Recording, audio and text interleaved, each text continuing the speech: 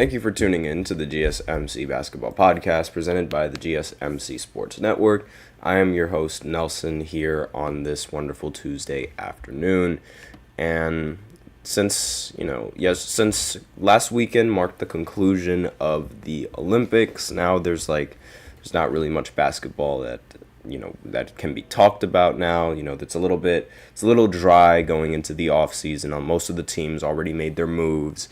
And now we're just, sitting here waiting for the NBA regular season to start and, also waiting for the rest of, the sports seasons to start as well. So in the first segment, I'm going to talk about Jrue Holiday and his Hall of Fame case, because now there's the rising question, should Jrue Holiday be in the Hall of Fame? Because with this gold medal, his resume now stacks up a little bit better.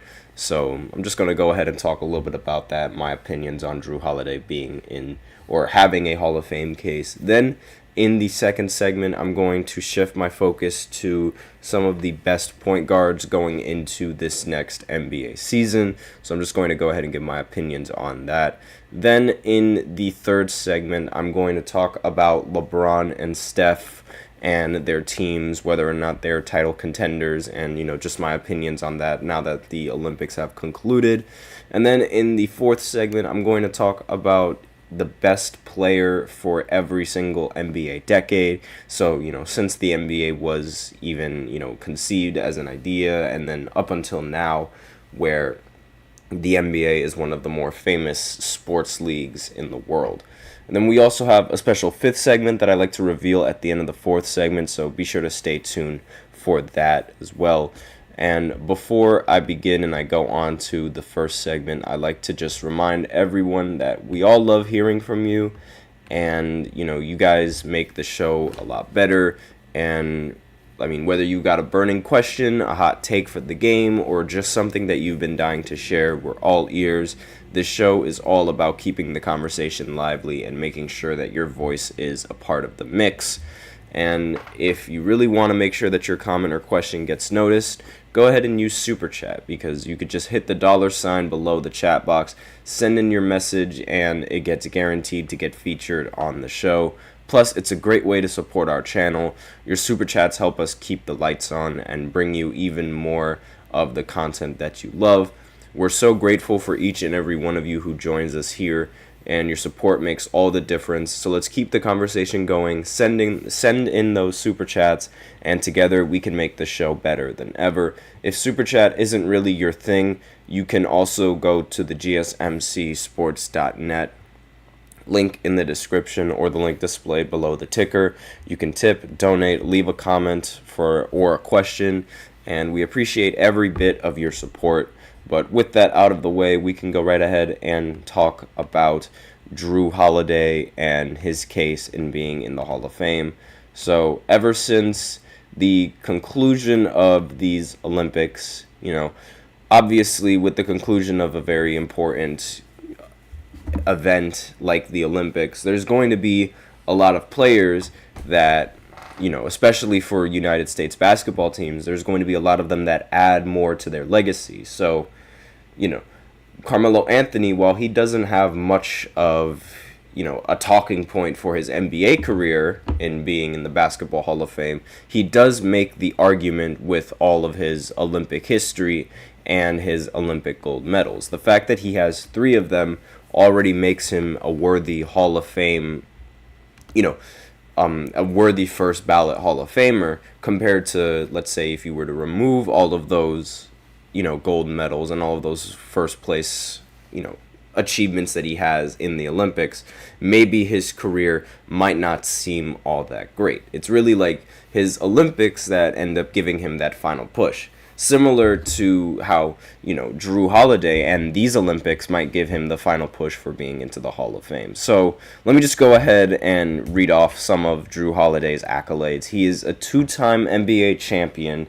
He is a 2-time Olympic gold medalist, a 2-time All-Star, a 6-time All-Defensive selection, and he has 15,000 plus career points, 1,400 career steals, as well as 6,000 plus career assists. And that just begs the question, does Jrue Holiday belong in the Hall of Fame?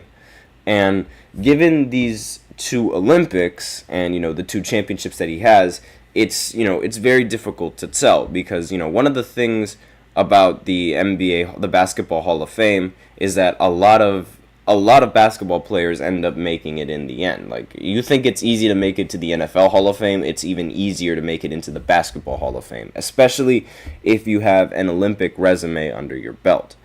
But according to this article, now that the dust has settled on the 2023-24 National Basketball Association season, with the Boston Celtics winning the NBA Finals, discussion on some of the best players have started. So over Jrue Holiday's career, he's averaged 16 points per game, 4.2 rebounds, and 6.4 assists. Holiday has also been one of the best defensive players in the league as well as in his time. And, defense at the point guard position has sort of been a lost art. Like, you don't really see that many guards now, be heavily focused on the defensive side of the ball as much as you were to find them, in the 80s or in the 90s, right? You don't really see point guards handling much of the defensive load. You see them more, working on the offensive side of the ball and actually trying to run the offense a little bit more efficiently as opposed to, being a unit on the defensive end. But Jrue Holiday, and throughout the span of Jrue Holiday's career, he's been a little bit different. He's been a competent defender for the majority of his career in the NBA. And he also has, a pretty competent arsenal on the offensive side of the ball as well. So he's one of those rare two-way guards that's pretty competent on both ends. And he wins. Like, he's been part of winning teams for, not just one time in his career, but multiple times in his career. Like, apart from recently winning with the Boston Celtics, he's won with Giannis Antetokounmpo on the Bucks, was arguably the second option on that team, and, won a championship when nobody really expected them to win a championship. I mean, at that time, you would think that, maybe the Lakers or maybe the Brooklyn Nets would end up winning. You wouldn't think that the Milwaukee Bucks would end up winning the championship. It was one of those rare occurrences where it was like the favorite to end up winning the finals ended up being a completely different team in the end as opposed to the team that everyone was rooting for from the start. And there was a recent quote going in, while he may fall short of a bid for the Hall of Fame, Holiday is still a very good player. The Hall of Fame is reserved for the elite of the elite, and Holiday may not make the cut. He might not make first ballot, that I will agree. He might not make first ballot, but he might end up making, the third ballot. I wouldn't be surprised if that's the ballot where he ends up making it in. And obviously, it's still relatively young there's still a lot more time in his career. His career doesn't end with these Olympics. So if the Celtics end up going back to back and he's a part of that, then maybe we'll be looking at this conversation a little bit differently and be like, yeah, he definitely deserves to be in the Hall of Fame. But as of where things stand right now, I'm not entirely sure because yes, he may have 2 championships, but he was never the best player on any of those championship teams, even though I don't really think that should mean much because despite the fact that he wasn't a number 2 option for both of the times. I mean, he was for Milwaukee, but he wasn't for Boston. I do think that his role for both of those teams should not be undervalued just because he wasn't the number 1 option, because he had very important games in both of those stints going for the championship. Like, he played pretty well when he was on Milwaukee, and he ended up, having a pretty decent game in the finals with the Boston Celtics, and he was pretty valuable for the Boston Celtics overall. And I don't think, your performance has to be, at least top 2 on your team in order for that ring to even be considered in your career, because there are a lot of players that have multiple championships, but whether or not their Hall of Fame talent is still something to be desired. That's not really. You could have a pretty good resume in terms of winning, but it's if you're not one of the better players on those championship teams, then it's really difficult to get that championship considered by the media. For example, T-Mac, a lot of people, they say that he didn't make the finals, right? I mean, technically he did make the finals in 2013, but it wasn't as a number one option. They made it to the finals in spite of him as opposed to because of him. And a lot of people don't really count that finals appearance because of the fact that he wasn't the best option on the team. So that's just a little bit of an example of how some sort of accolade that you might have under your belt gets sort of shoved under the rug, especially when you're in the MVP, not MVP conversation, but when you're in a Hall of Fame debate and people are debating on whether or not you belong in there. But I will say, having that kind of resume and being considered into the Hall of Fame, it's definitely a lot more than what several other players might have on their resume. Like Allen Iverson, he hasn't won anything notable in his basketball career. I mean, he's more notorious for making it, for winning third place in 2004 in the Olympics as opposed to taking the gold. Like, that team is more infamous than it is famous. And if it wasn't for Allen Iverson winning the MVP, he most definitely wouldn't be any kind of Hall of Fame conversation. But, Jrue Holiday with his 2 championships and his 2 gold medals stacks up a little bit better, for having a career to be called, a Hall of Famer. So that's sort of all that I have to say about this segment. I think, we still have to wait just a little bit. I know Jrue Holiday is relatively old compared to majority of the guards, but his career isn't over yet. So we don't even know if he's thinking of joining the Olympics next 4 years, like in the future when the Olympics come to California. We have no idea that he's going to be participating in there. And maybe if he ends up winning gold for a third time, his Hall of Fame case is going to be it's going to be better. But that's sort of all that I have on this first segment. So now I will go ahead and go into the second segment where I talk about the top 10 point guards going into this next NBA season right after this short break. So be sure to stay tuned. I feel like I'm losing my mind. Is everybody in the world blind? Please, Lord, give me a sign, a sign. I feel like I'm losing my mind. Is everybody in the world blind? Please, Lord, give me a sign, a sign. I wanna be the greatest. Everybody on the fake shit. I look around and feel like everybody is the fakest. I make this every day and I'm impatient, hoping one day I blow up from the basement. Statement, the top is so vacant. I don't hear shit that I think is amazing. Waiting for my day when I'm playing sold out shows for 1,000 faces. Hey, give me that crown, get in my way and to be put down. It ain't your place, all this my town. If I want that shit, then I'll get it right now. I'm losing it, the noose it fits, I'm losing shit. A stupid myth, you choose to live or choose to dip. You choose to fight or lose your grip and lose a gift. Oh. I feel like I'm losing my mind. Is everybody in the world blind? Please, Lord, give me a sign, a sign. I feel like I'm losing my mind. Is everybody in the world blind? And we are back with the second segment of the GSMC Basketball Podcast presented by the GSMC Sports Network. And in this second segment, I'm going to be talking about the top 10 point guards going into the NBA this season, as well as, just some opinions that I have on these point guards. And I'm just going to go, this is my opinion. So, if you guys have anything different or if you guys have different opinions, I'm not holding it against you. You guys can have those opinions.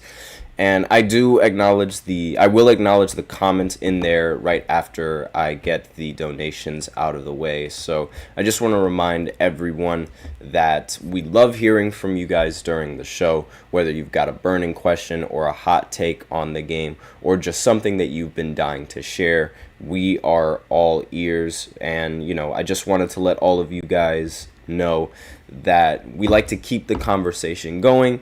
And if you really want to make sure that your comment or question gets noticed, you can go ahead and use Super Chat. Just hit the $ below the chat box, send in your message, and it's guaranteed to get featured on the show. Plus, it's a great way to support the channel. Your Super Chats help us keep the lights on and bring you even more of the content that you love. We're so grateful for each and every one of you who joins us here. Your support makes all the difference, so let us keep the conversation going and send in those Super Chats, and together we can make this show even better. And if Super Chat isn't really your thing, you can also go to the link in the displayed below the ticker on every show segment. gsmcsports.net really helps the show. You can tip and donate and leave your comment or question. We really appreciate every single bit of your support. And with that out of the way, we can go ahead and go into the second segment.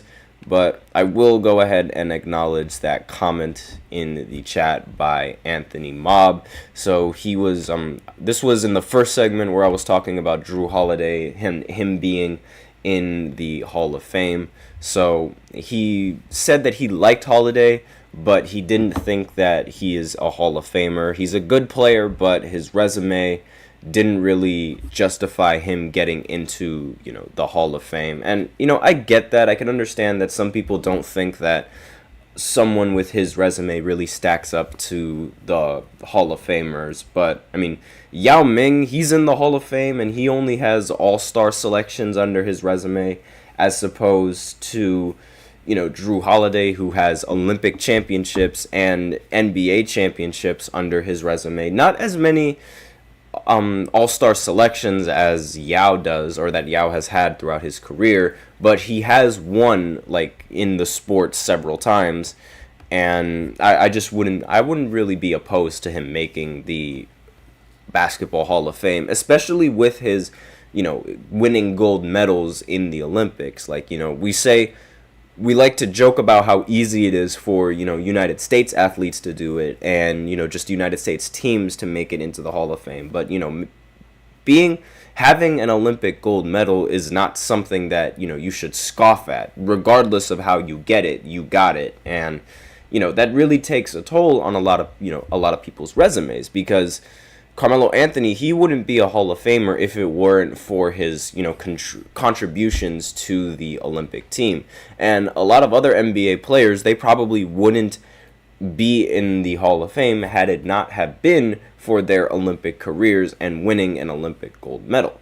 But that's just my opinion on that. So with that out of the way, we can go into the real second segment, which is going to be talking about the best point guards going into the NBA this season. Now, again, this is my list. This is my opinion. So you guys can have all sorts of opinions, and you can tell me that I'm just completely wrong, or that my list makes sense. But this is it's my opinion, and this is sort of just a thing that I wanted to do. Mob also had a response to what I said. Yao was one of the most dominant centers in his era. Was Jrue ever considered one of the best point guards at any point of his career? Yeah, I understand, that sort of debate. And yes, I do understand that, he has never been considered one of the top players in the NBA at his position. But despite not being considered a top player, he has contributed a lot more and has arguably, a nicer looking resume, as opposed to just, making a bunch of all-star games. And the fact that his career is cut down relatively short to injury is also taken into account. I understand that, but I always think that, your best ability is your availability, and the fact that Jrue hasn't really been injured as much as Yao Ming has, it definitely gives him a little bit of an argument. You wouldn't make him a first ballot, obviously, but, being in the Hall of Fame is a completely different story.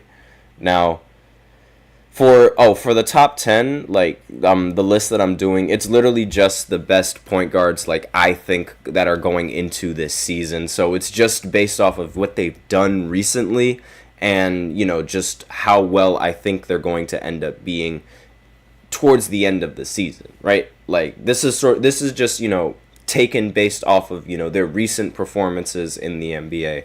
And I'm just, putting them on a list of who I think is going to have, the best season with point guards, right? So I'll just go over the list so that way you can see. Like, it's not really like a top 10 point guard list of all time, because I don't think that would be here forever if I did that. But these are just the point guards that I think are going to be best going into this next season. So for number one, I think you'd be pretty crazy if you don't have this point guard at number one. Luka Doncic, he's arguably been the best point guard in the NBA for the longest time. And the only thing that's really, hindering him, I guess you could say, even like I wouldn't even consider it hindering him. The only thing that a lot of people really hold against him is the fact that he hasn't made it to that he hasn't won an NBA championship. And before this year, it was he hasn't made it to the finals. But now that he has this finals appearance under his belt, and given how he played in the postseason as well, I think it's pretty safe to say that he is the best point guard in this NBA right now. He finished the season averaging 33 points per game, 9.8 rebounds, and 9.2 assists. And he was able to shoot 48% from the field as well, along with 38% from three. He's just a phenomenal athlete, has made the All-Star team in every single year except for his rookie year. And in this postseason, he averaged 28 points per game and was also able to record 9.5 rebounds as well as 8 assists in those games as well. And, he shot very efficiently in the postseason as well, arguably one of his best. Like, actually, you can make an argument that this was his worst postseason in his entire career, and still he ended up averaging 28 points and was shooting 44% from the field and 32% from three. So, if you don't have him as the best point guard, then I don't know what to tell you, because, there's really no argument, in my opinion. Then, next on the list, we have SGA. Obviously, he's one of the... If you don't pick Luka as your best point guard, then you're probably going to pick someone like SGA. And, given his stats and given, the fact that he was the second in MVP voting last year, I wouldn't really call you crazy for that. He averaged 30 points per game on 53% shooting from the field, and he also averaged 35% from three as well as 87% from the free throw line. He was super efficient all year last year. And if it weren't for, just his team overall being better than the Denver Nuggets, he probably would have ended up winning the MVP this year as well. They were the best team in the Eastern Conference. They had the best record. And, the only reason why he's not number one is because Luka Doncic ended up outplaying him in the postseason. But, outplaying really means, it just means that they ended up winning, because SGA, for the majority of the postseason, he was averaging 30 points per game, 49% from the field, and 43% from three. So it wasn't like he was getting outplayed dramatically by Luka Doncic. He was just having a better night. Now, next player on this list is Stephen Curry. He's not the best point guard in this league anymore, given the recency bias. Now, a lot of people are probably going to consider him the best point guard in the league, and I wouldn't really be opposed to that. However, this was one of Curry's weaker seasons, and he ended up averaging 26 points per game, shot 40% from three, and also 45% from the field. So I did say it was a weaker season, but, it was still a very strong season for Steph, and a very strong season for any point guard if you really think about it. And the only real knockoff for the season was the fact that he didn't really make it that far in the postseason. And that's sort of like the only bad thing I can say about Steph Curry's season, because aside from that, he ended up, playing 74 games. He averaged a very consistent 26 points per game, as well as also tacking on 5 assists with that as well.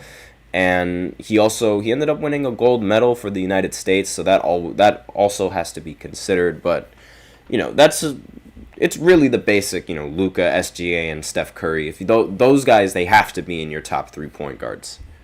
Then On number 4, we have Jalen Brunson. Now, a lot of people, they might put somebody like Ja Morant over him, maybe someone like Tyrese Halliburton, or, maybe somebody like De'Aaron Fox they would put over Jalen Brunson. But what Jalen Brunson did last season for the Knicks, he averaged 28 points per game, shot 40% from the field, and he shot 40% from the field as well as 40% from the three-point line, and he was arguably, the best player for the New York Knicks, and the biggest reason why the Knicks even had all the success that they had this season, took them to the second round. Whenever you take the Knicks to the second round, that's already like a Christmas miracle. The Knicks barely make the playoffs, and averaging the numbers that he did with, considering his height, he's 6'1", so rather undersized for a point guard in today's NBA. And also in the postseason, he averaged 32 points per game, shot 40% from the field, as well as 31% from three. He was a completely different person in the entirety of the postseason, and it was unfortunate that he ended up losing, but I really think that the biggest reason that the Knicks ended up losing in that postseason was because of injuries and not because of Jalen Brunson or his play. So that's my opinion on Jalen Brunson. He's definitely the fourth best point guard on this list. Then, next player on this list is going to get a little bit controversial. A lot of people don't really like putting him this high on the list, but I, for one, am different. I have Trae Young at number 5 on this list as opposed to the rest of the other players that probably would be number 5, but, I just think that Trae Young has been way too consistent throughout his NBA career to not be on this list, really high on this list, especially when you compare it to some of the other point guards that I'm about to show you here. Really, most of these point guards, they had one good season, and that one good season was either last season or it was a while ago. But Trae Young, since he's entered the draft, he's been one of the most consistent picks that this league has seen. He's already leading the Hawks I believe he already has the most assists as an Atlanta Hawk, and I also believe that he has the most points as an Atlanta Hawk. I believe that that's not true. He has the most assists for any guard that has played for the Atlanta Hawks. Like, already in his career, it feels like his career basically just started. And he was also involved in the infamous trade that sent Luka Doncic to Dallas. So, they exchanged one good point guard for another good point guard. And Trae Young, throughout most of his career, has been top 5 in assists ever since he was drafted by the Hawks. He's made an all-star team in every other year. He didn't make it his rookie year, but then he made it his sophomore. Then he didn't make it after his sophomore, and then he made it in his 4th season. Then he missed it his 5th, and then he made it in his 6th season. And he averaged 25 points per game and 10 assists. Every single year, he's increased his assist averages, and in every single year, he's averaged, at least 25 points, along with shooting 43% or at least 37% or at least 30%, from the three-point line. So he's been very consistent throughout a majority of his career, as opposed to a majority of the other point guards that I'm going to be mentioning. So next on this list is Ja Morant. Now, a lot of people probably wouldn't put him on this list either, given how he didn't play at all in the previous season. But even so, in the 9 games that he played, he averaged 25 points per game, was shooting 47% from the field as well as 27% from 3. He's one of the best finishers around the rim at the point guard position, and a lot of people, he gets compared to Derrick Rose a lot because of, the fact that he jumps really, really high, and he's crazy athletic for his position. And I really don't think that's an awful comparison. A lot of people, they really they hold Derrick Rose to a high account, mainly because of nostalgia. But I think, not Jrue Holiday, I think Ja Morant is, I hope he makes Team USA next year, and he would be a great selection for the team. And obviously, the fact that he has, the athletic ability to dunk the ball like he does, why wouldn't you want to put him on the team?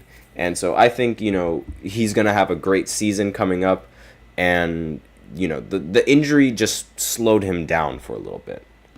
Next player on this list is one of the all-star snubs for last year, and it is De'Aaron Fox. I believe, he is probably one of the more underrated point guards that this league has seen. Aside from Trae Young, he is definitely, rather underrated. And, he should have made an all-star team this year, in my opinion, with the numbers that he was putting up. I mean, he was averaging a pretty decent, this is just, my opinion, a pretty decent 26 points per game, and was shooting 46% from the field as well as 36% from three, was in the running for clutch player of the year yet again, led the league in 2 steals per game, like at the point guard position, and was also able to account for 5 assists as well. I mean, if Ja Morant wasn't a guard in this league, I would definitely consider De'Aaron Fox as one of the top guards, because Ja just, he's definitely way more athletic of a player than De'Aaron Fox is, but I'm not going to sit here and say De'Aaron Fox isn't athletic. That would just be blasphemous. Who would do that? And De'Aaron, he's just as fast as Ja. They have basically every single aspect that you could think of in a slashing point guard. Both of them have. It's really dependent on what order you put them in. And I would probably put Ja Morant a little bit higher, given, his successes in the postseason. And, De'Aaron, he's only recently made the postseason, a couple of years ago. And aside from that, he hasn't really had, that much success in the postseason.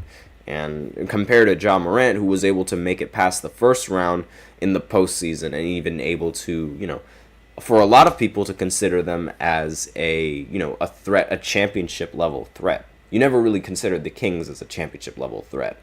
And so that's really, my sort of opinions on that. Next player on this list, again, it's probably going to be a little bit controversial, but I have Tyrese Halliburton. Now, I'm not a big fan of Halliburton. I haven't been a fan of Halliburton at all. Even when, his hype around the league, when he was, going on that crazy run with the Pacers, even in the postseason, I was just never really a fan of Tyrese Halliburton. I always thought that there should be some other point guard that wasn't him, that should have been on Team USA.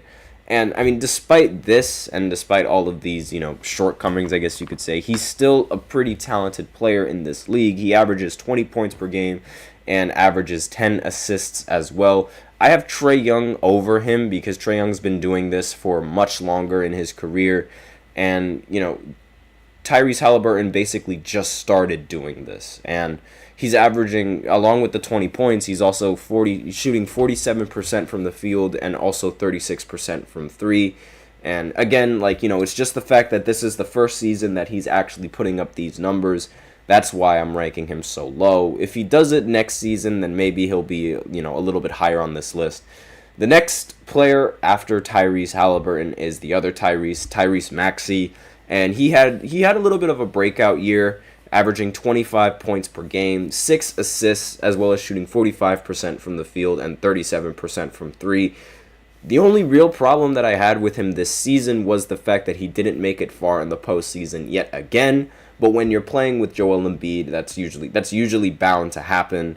But even that, in the postseason, he was ridiculous. He averaged 29 points per game on 47% from the field and 40% from three, and was also able to average 6 assists along with those 29 points. And he was just going off in the postseason. And it's really difficult to not put him on this kind of list with, the things that he was doing in the postseason. And finally, the last player on this list is going to be Damian Lillard. Now, he had a much weaker year than a lot of the other point guards on this list. And, the only reason why he even makes this list is because, I just can't really name any other point guards that were better than Damian Lillard. But with that being said, I do think Dame played pretty underwhelming this season. This is the first season that he's played without the Portland Trailblazers, so it's a new environment, so all of that is taken into account.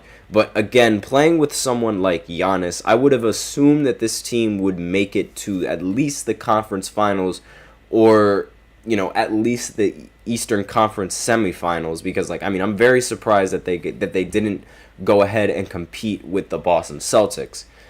Damian Lillard, he made the All-Star team this year, but I really don't think that it was deserved. I do think other guards deserve to make it as opposed to him. He averaged 24 points per game, 40% from the field, 35% from three. We've seen him average a lot better numbers throughout the majority of his career as opposed to his time on Milwaukee, so that's sort of why he makes the bottom tier of this list. Again, I just think the other point guards they had better seasons than him. That's really all it is to it. So that's all that I have for you on this second segment. So now I will go ahead and go into the third segment where I talk about LeBron and Steph Curry and the expectations for them this season. So I'll be right back after this short break. Be sure to stay tuned. Looking for your daily fix of sports talk without having to pay for it? GSMC Sports Network is available on YouTube. Just search GSMC Sports Network. Get your fix of daily sports talk shows on YouTube. Absolutely free. NFL, college football, NBA, MLB, MMA, UFC, fantasy football, and so much more. GSMC Sports Network has shows running all day long, with new sports shows starting every 2 hours. Just like on your favorite cable sports channel, except GSMC Sports Network is absolutely free. Just search GSMC Sports Network on YouTube to catch one of your new favorite shows, like the GSMC College Football Podcast, Chip Shot Football Podcast, Hoops and Heels Women's Sports Podcast, GSMC Basketball Podcast, and so many more. Check it out for yourself. GSMC Sports Network, now available on YouTube absolutely free.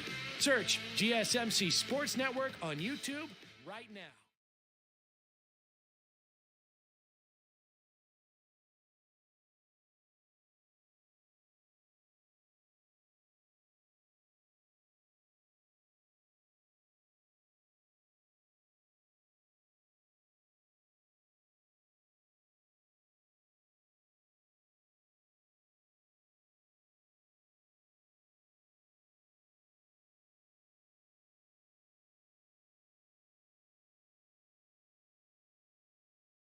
And we are back with the third segment of the GSMC Basketball Podcast presented by the GSMC Sports Network.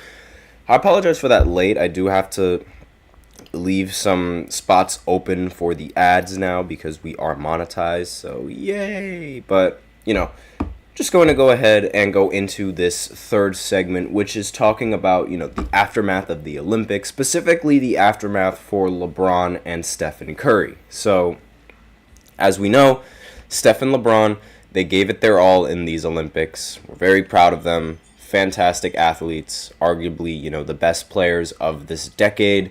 And with the Olympics now concluding, now, there's still another, I guess you could say goal for them, and that is winning an NBA championship. Yes, these two, in my opinion, these guys, they're still in the running for being an NBA title contention, given their stats and given just how phenomenal they played throughout the entirety of the Olympics.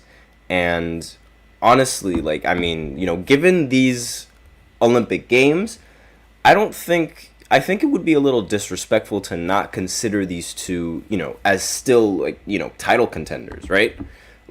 I think that these two guys, despite the fact that they're rather old and that their team still isn't as good as it should be, I think these guys still have, a shot at contending in, the big games and still playing in these big games and possibly winning. I think you'd be a fool not to consider these guys as title contenders. So with that in mind, I think the next steps for these teams, the next step for the Lakers and for the Warriors, is to try and build a title contending team for LeBron and for Steph Curry, respectively, because these two have shown that they can still compete at a high level and they could still play against other basketball players at a high level. So I think you'd be kind of insane to not think that these guys still have a shot at making it to the finals and winning the finals in the end. And honestly, I think you'd just be insane if you don't consider them. Like, all you really need is to surround, LeBron and AD with competent enough role players, and I really think they could go far. Same with the Golden State Warriors. You've already, been able to restock and retool after Klay Thompson has left, and you probably can do it a lot easier than if the Lakers were to do it for LeBron. And I really like the biggest problem for LA is just acquiring talent, because the fact that LeBron is on the team just all makes it all the more difficult to acquire that type of talent in the NBA. And according to this article right here, what is obvious to Golden State and the Lakers fans is apparent to the rest of the world. Steph and LeBron are still championship caliber players. Although the odds are stacked against them in the loaded Western Conference, their franchises seem reluctant to go all in for one last shot at a title, which, a lot of people are sort of like, why would you do that? Why wouldn't you try and build a team around Steph and LeBron to compete, especially in a league where, the talent is just only getting better and better? So, Warriors GM Mike Dunleavy Jr. and Lakers GM Rob Pelinka, they sort of have the mentality that they can't throw away their future if it doesn't make us a contender today, which I just think is a little bit blasphemous, because if you have a prime LeBron and if you have a prime Steph, every single team you could assemble is a contending team just based off of the fact that you have one or the other. And it's really it's almost a fallacy at this point, thinking that, Steph, if he didn't have a good team, couldn't win a title, and if LeBron, if he didn't have a good team, couldn't win a title. A lot of people, they like to push that narrative that, it's past LeBron or it's past Steph Curry's time, when in reality, I really don't think that's the case. So, Curry also capped his first Olympics with arguably the two greatest individual performances in Team USA history. Should be peeved that the Warriors stood pat at last season's trade deadline. Although Golden State owned the rights to essentially all of its future draft picks and had tradable prospects Jonathan Kuminga, Brandon Podziemski, Moses Moody, and Trace Jackson Davis, management didn't really budge, trying to acquire Klay Thompson again. Curry also should be irate that Dunleavy wouldn't include Kuminga in a potential deal for Paul George and Podziemski in a package for Lauri Markkanen earlier this summer. The Warriors, they haven't really, they were able to retool after Klay, but, you'd expect them to get some sort of all-star talent for Steph Curry to work around, but given, what they've done, it's sort of shown that they don't really want to build a championship roster, and they sort of want to rebuild. I don't really understand, the thought process of having teams and the rebuilding stage. I mean, you would think that a lot of the GMs, they would learn from, the mistake of wanting to rebuild a little bit early, as opposed to, just dealing with the talent they have now. I believe, on the football side, New England did this with Tom Brady, and we all know how that ended up. I mean, almost immediately after they decided to not sign Tom ended up going to Tampa Bay and ended up winning with them over there. And it proved to be one of the biggest, mistakes for the Patriots in recent memory, not giving Tom Brady another chance. And, this could be another mistake that GMs copy, this time with NBA talented players. So I really think, let me know in the comments what you guys think. Do you think that LeBron and Steph, if they're given the tools and they're given the right pieces, if they can legitimately compete for another title in their careers? I think it's totally possible. So that's going to be it for the third segment. So now I will go ahead and go into the fourth segment, where I talk about some of the best players of the previous NBA, of the previous NBA decades, So this will be dating from, I'll start from 2020, from the 2020 years all the way down to 1996. And I'll just go 1960, Jesus, I don't know what was wrong with me with that. I'll go from 2020 all the way down to 1960s, where, Wilt Chamberlain was the best player. So I'll go ahead and talk a little bit about that after this short break, so be sure to stay tuned.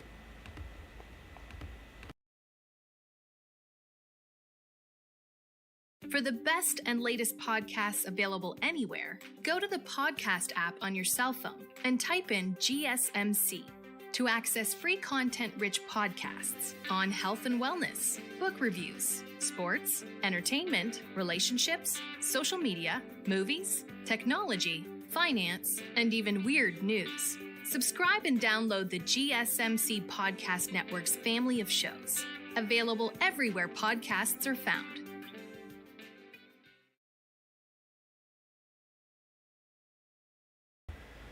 And we are back with the fourth segment of the GSMC Basketball Podcast presented by the GSMC Sports Network. And in this fourth segment, I'm going to go ahead and give off, a list of the top players for each decade. So this is going to be, the best players in each decade. So I'll go over some of the players that I considered in this category.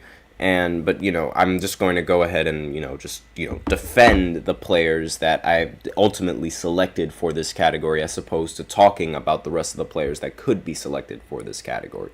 So I think for the first athlete, we might as well go ahead and start with the 2020s. So I think the best athlete for the 2020s so far, given what we have, is Nikola Jokic.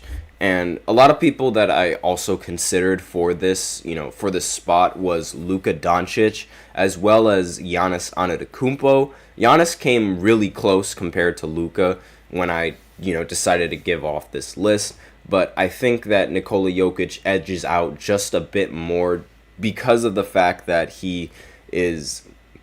that the numbers that he averages on the offensive side of the ball, they're just completely out of this world. We've never seen a player like him make triple-doubles look this easy. And we also have never seen him rack up MVPs this easily. He should have won the MVP 4 years in a row in the span, from 2020 all the way up until now. He should have won 4 MVPs. The fact that he didn't win an MVP in 2023 is just, I think that was just blatantly wrong. I think people were pushing the narrative that Joel should have won the MVP, and in the end, it ultimately amounted to Jokic winning the championship in the year that he didn't win the MVP.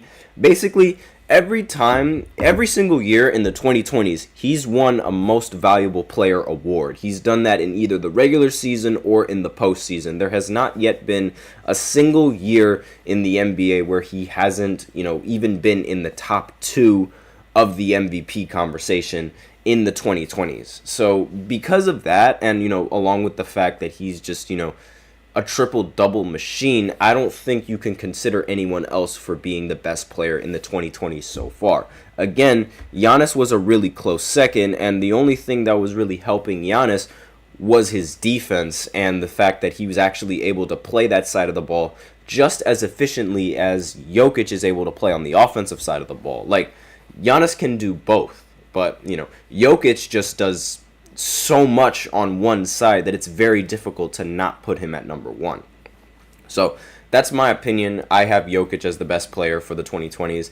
And again, if you have, Giannis in that category instead, I'm not one to stop you. And again, if you also have Luka Doncic as one of those players in your category, again, I'm not one to stop you. I think Luka is a phenomenal player. But again, Jokic has, for basically every single year he's in the 2020s, he's done something in this league. And it's I think you're insane not to put him there. Next, for the 2010s, this is, the decade that a lot of us grew up with. Well, me specifically grew up with. So LeBron, clear-cut the best player of the 2010s, no argument at that. A lot of other people that were considered for this was Stephen Curry, as well as Kevin Durant. Those two are arguably the other, two best players of the 2010s. But really, throughout the entirety of the 2010s, there has not been a single time when LeBron didn't win or didn't make it to the finals. Like, he didn't make it towards the end of 2010, but when he was on Miami, he made it every single year. And then 4 years after Miami, he made it every single one of those 4 years. Didn't make it in that year where he played with the Lakers for the first time, but then ended up winning the title with the Lakers once, they acquired Anthony Davis.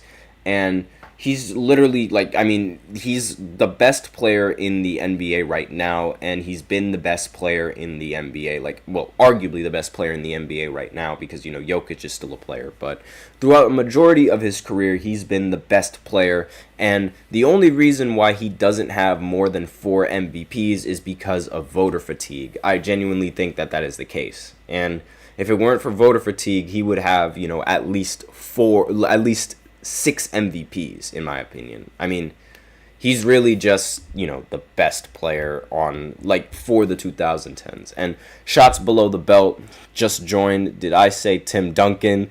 Let's go Spurs.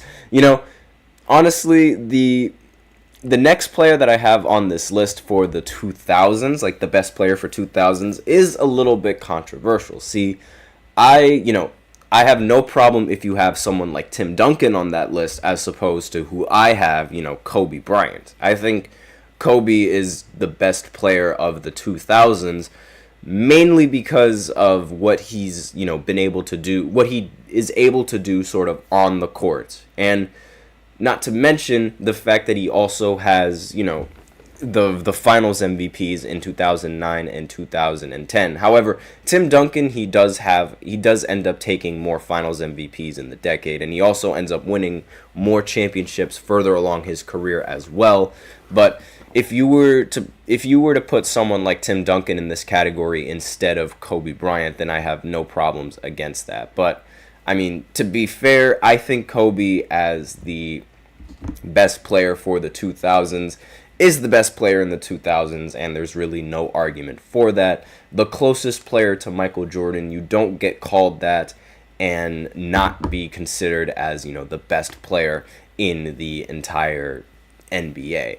I mean, ever since, when he was playing, a lot of people, they like to label him as a top 8 player now, but when he was playing, when he was in the league, a lot of people were considering him as, top 3, and the other people that would be above him would probably be like Kareem or Michael Jordan. Those were the ratings when Kobe was, in the league. And, with his career ending, a lot of people sort of, push back on him being a top 4 or a top 3 player. And I just didn't really understand that. So if you want to have someone like Tim Duncan in that category as opposed to Kobe Bryant, then I'm not opposed, but I would, much rather have Kobe. And then the best player for the 90s was obviously Michael Jordan. I don't think I really need to touch on this subject. He was easily the best player in the entire league. Even when he took that little hiatus because of reasons, he was still, the best player. No player even came close to Michael Jordan at the time. I know I'm a LeBron fan, but I have nothing for respect for Michael Jordan and his accolades and his accomplishments in the league.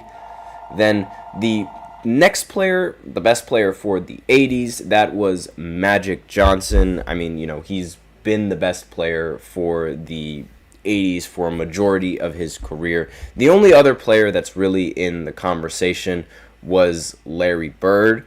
And even then, Larry Bird, he didn't really end up winning as many championships as Magic Johnson did towards the end of his career. And Larry Bird, he also had a lot of help on his Celtics and his championship teams, as opposed to, Magic Johnson. I mean, Magic also ended up having help, but towards the end of his career, he's sort of shown everyone that he can indeed, win a title or lead a team to the finals when, without it being nearly as talented as him, because, the Showtime Lakers, they were a talented squad. In fact, the best player for the 70s was actually Magic Johnson's teammate, Kareem Abdul-Jabbar, arguably the best center that the league has ever seen, period. So it makes sense that he's on this list for one of the best players for the decade. And finally, the last player on this list is Wilt Chamberlain. I mean, Mr. 100 points. He holds most of the scoring records in NBA history. There's basically not a single scoring list where Wilt Chamberlain isn't a part of. So this is why, I have him as the best player in the 60s. A lot of people, they would rather have somebody like Bill Russell or, like someone like that as, the best player for the 60s, because Bill Russell, he won a lot in the 60s. But I think that, just based off of, pure talent and just the skill that you bring to the game and, the importance that scoring is, I would much rather have Wilt Chamberlain here as opposed to Bill Russell. On top of the fact that Bill Russell had a much better team and for a majority of his career, as opposed to Wilt Chamberlain, who didn't really have that much of a team when he was playing in his prime. So that's my list of the best players per decade. So now in the fifth segment, I'm going to go ahead and list off some of the future Olympic athletes, some of the athletes that I think are going to, participate in the 2028 Olympics, as well as some returning athletes that I think should participate in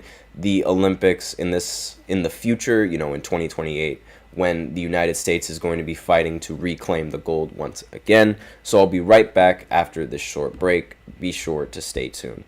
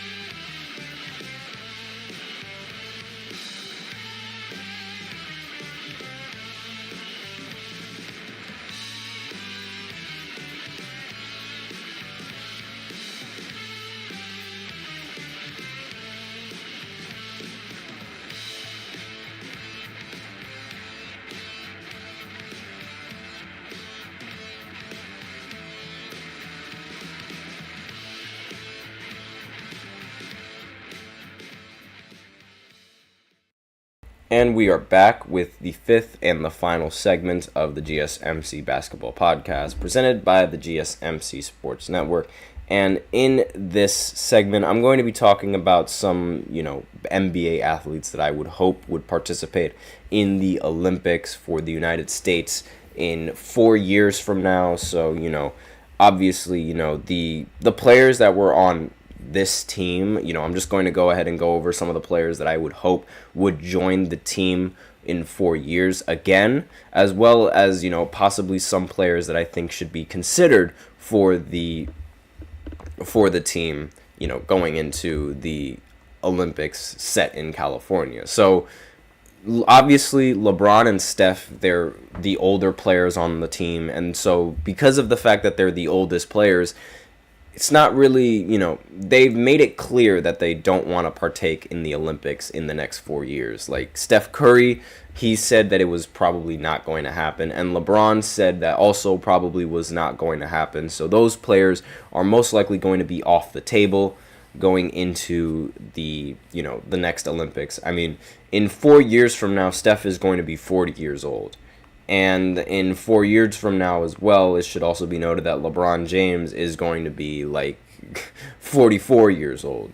Possibly he's going to be like, 43 years old by the time the Olympics roll around. And so doesn't really leave, well, I shouldn't say leave space, and more than opens up space, but, the fact that those two aren't going to be returning is going to be sad. Now, Kevin Durant, he said he wasn't too sure. So of all of the people that could end up returning, I don't know why. I think Kevin Durant has the best chances of returning. But again, his chances of returning are relatively low. Anthony Davis, I could see him returning for the next Olympics. And same thing with Anthony Edwards and Tyrese Halliburton and Jason Tatum. all of those players that I previously mentioned, and also Halliburton, they could all rejoin the men's roster. I wouldn't actually mind if they all joined. Same with Devin Booker, like those guys making the roster again. I wouldn't mind it at all. And Joel Embiid, he said that he was also going to potentially, partake in the Olympics in 4 years from now, but he did say that it could possibly be for another team. A lot of people are thinking that he's going to play for Cameroon, like, the team that he has the citizenship with. And that was the team that a lot of people expected him to represent in these Olympics, as opposed to representing the United States and the men's team. So if he ends up joining Cameroon, I don't expect him to win a gold medal there, but, he finally makes the fans happy. And, I mean, aside from all of those players that I mentioned, I don't really see anyone else, returning to the Olympic roster. And we're really going to have to rely on some other... hopefully, maybe Jalen Brunson could possibly be part of the lineup. And, I wouldn't be surprised if he ends up getting selected and maybe replaces Steph Curry. But going into the future, maybe Paolo Banchero, he's probably going to be selected for the USA team as well. And Trae Young, I wouldn't be surprised if Trae Young gets selected. I would much rather have Trae Young on the Olympic team than Tyrese Halliburton. That's for sure. And as far as other players go, we have to see, in 4 years who the best players really are, because as of right now, only players that I would really consider that should be, on the roster are guards. I still haven't, and aside from Paolo, there's not another small forward on there that I would recommend to join the team. So, I still have to get everything situated on that. But those are the players that I have, that I hope would be on the Olympics yet again, as opposed to, some of the other players that, are probably, too old to remake the roster. And again, going into the future, because it is in 4 years, so there's still time, we do have to see whether or not we're going to have a competent small forward that can participate in these Olympic Games as well. Because while we do have a lot of guards, the small forward it's lacking. Aside from Jason Tatum, maybe Jaylen Brown could probably make the USA team, but given how his, how should I say, his perception on Team USA has changed, given how they just didn't want him on the team this year, maybe that's not going to happen. Maybe the relationship is already just broken off. But again, I don't really see a problem with him making it. I would have preferred Jaylen Brown make the team than Derek White, but, that's not really in my power. But that's really all that I have on this segment, because we are out of time. So thank you so much for tuning into the GSMC Basketball Podcast, presented by the GSMC Sports Network. Your support means a lot to us, so remember to subscribe to the show, leave a positive review. It really does make a difference. We also invite you to follow us on Facebook, Twitter, TikTok, and Instagram for more content and updates. Thank you once again for tuning in. Also, remember to use the super chat if you want to leave a comment or a question. It really helps the show. It definitely is going to get featured if you use a super chat feature, as opposed to, having, a comment, just regularly commented. You have a better chance of getting your comments noticed if you were to do that. It's a great way to support the channel as well, and they also keep the lights on and bring you guys more content that you love. We're so grateful for each and every one of you who joins us. If Super Chat isn't your thing, you can use the link displayed below the ticker, gsmcsports.net. Really helps the show, makes it much more interactive between myself and you guys. Thank you so much for tuning in.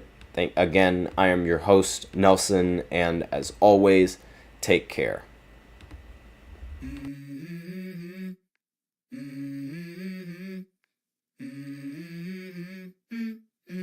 Let's go. I wake up to a little bit of drool on my pillow, feel like it's gonna be a bad day. Yeah, I'm tired of shit, and the coffee ain't hit yet.